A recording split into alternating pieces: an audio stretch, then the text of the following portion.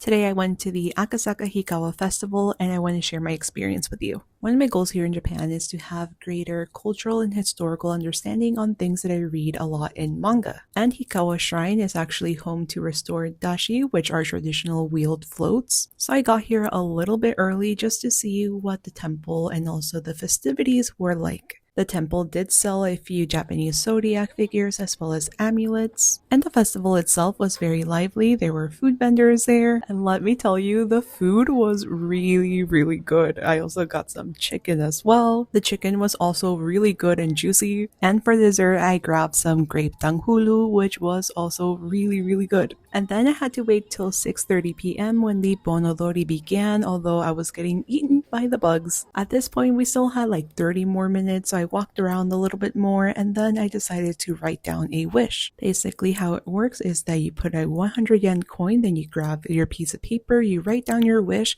then you fold it into 3 parts, and then you can tie it up and hopefully your dream comes true. It will be guarded by the temple. So let's just hope that my very generic wish actually comes true. So then it was time to grab my spot and I was immediately gifted with this little fan, and then it was time for the festivities to begin. The first time I learned about these festivities was through Sailor Moon, and to be more specific, it's Sailor Moon as episode 103. So I personally really wanted to witness Bonodori in person and I was so glad that I was actually able to make it happen. This is a community event where people dance together in circles around a platform called Yagura, and this dance serves to welcome the spirits of deceased family members. Since in Mexico we have our own celebration celebrating deceased family members called Dia de los Muertos, I found the festivities to be very touching, and on my way to the Akasaka station I ran into the parade, which was really cool to see. And at this parade they had one of the dashi floats, which was amazing to see in person.